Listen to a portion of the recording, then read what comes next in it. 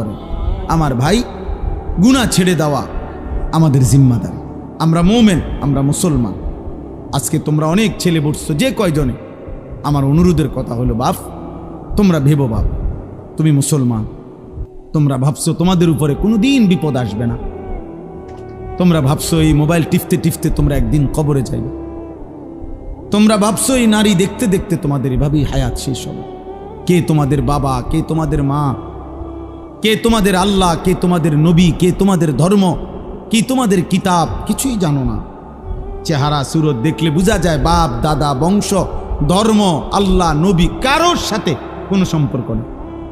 চুল, চেহারা, লেবাস, পোশাক, জামা, গেঞ্জি, শার্ট, চলাফেরা, পেশাব পায়খানা দেখলে, হাঁটা চলা দেখলে, সারাদিনের আড্ডাবাজি দেখলে, আহারি